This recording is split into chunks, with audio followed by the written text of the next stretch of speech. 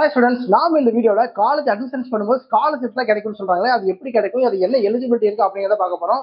அதாவது நீங்க first graduate அப்படின்னு கேள்விப்பட்டிருப்பீங்க. அந்த மாதிரி விஷயங்கள் எப்படி அப்ளை பண்றது, எப்படி யார் யாருக்கெல்லாம் அது கிடைக்கும், அடுத்து நம்ம எஸ்சி எஸ்டி அந்த கேஸ்ட்ல இருக்கும் அப்படின்னா நம்மளுக்கு என்ன மாதிரியான ஸ்காலர்ஷிப்லாம் கிடைக்கும் அப்படின்றது எல்லாத்துக்குமே இருக்கும். ஸோ அதை பத்தி ஃபுல் டீடைலா இந்த வீடியோ பார்க்கலாம். வாங்க வீடியோ பார்க்கலாம். இந்த ஃபர்ஸ்ட் கிராஜுவேட் ஸ்காலர்ஷிப் யாருக்கெல்லாம் கிடைக்கும் அப்படின்னு பார்த்தோம்னா பிசி, எம்பிசி, பிசிஎம். இந்த ஃபர்ஸ்ட் கிராஜுவேட் ஸ்காலர்ஷிப் யாருக்கெல்லாம் கிடைக்காது அப்படின்னு பார்த்தோம்னா எஸ்சி, எஸ்சிஏ, எஸ்டி இவங்களுக்கெல்லாம் பாத்தீங்கன்னா இந்த ஃபர்ஸ்ட் கிராஜுவேஷன் ஸ்காலர்ஷிப்பே கிடைக்காது.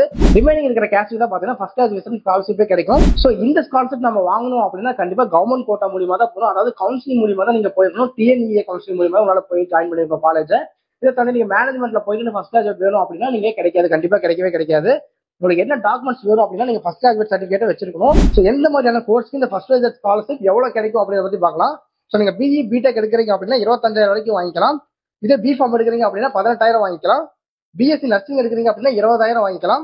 பிபிடி எடுக்கிறீங்க அப்படின்னா 18,000 வாங்கிக்கலாம். ஓகேங்களா, இதுதான் ஃபர்ஸ்ட் கிராஜுவேட்டுக்கு. ஸோ நீங்க எஸ்சி, எஸ்ஏ, எஸ்டிஆ தான் ஒரு ஃபர்ஸ்ட் கிராஜுவேட் கிடையாது. மற்ற கேஸ்ட்டுக்கு மட்டும் தான் இந்த ஃபர்ஸ்ட் கிராஜுவேட் இருக்கு. ஸோ அடுத்தது இந்த 7.5 கவர்மெண்ட் கோட்டா அப்படின்னு சொல்றாங்க பாத்தீங்களா.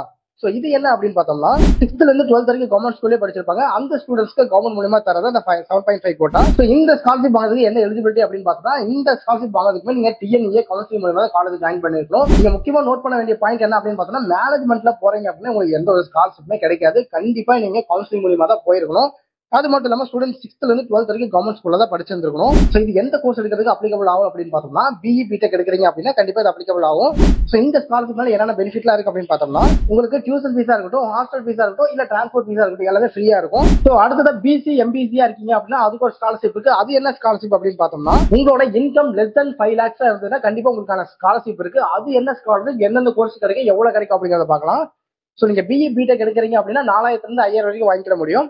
இதே பிஃபார்ம், பிஎஸ்சி நர்சிங், பிசியோதெரபி எடுக்கிறீங்க அப்படின்னா 8,000 இருந்து 10,000 வரைக்கும் உங்களால வாங்கிக்க முடியும். அடுத்தது பாத்தீங்கன்னா இந்த புதுமை பெண், தமிழ் புதல்வன் அப்படின்ற ஸ்கீம்லாம் சொல்றாங்க பாத்தீங்களா. இதுக்கு என்ன எலிஜிபிலிட்டி அப்படின்னு பார்த்தோம்னா நீங்க கவர்மெண்ட் ஸ்கூல்ல 6th இருந்து 12th வரைக்கும் படிச்சிருக்கணும். அப்படி இல்லைன்னா கவர்மெண்ட் எய்டட் ஸ்கூல்ல தமிழ் மீடியத்துல 6th இருந்து 12th வரைக்கும் நீங்க படிச்சிருக்கணும். அப்படி படிச்சிருந்தீங்க அப்படின்னா இப்ப நான் சொல்ல போற கோர்ஸ் எடுத்து படிச்சீங்க அப்படின்னா மந்த்லி உங்களுக்கு 1,000 rupees அக்கௌண்ட்ல கிரெடிட் ஆகும்.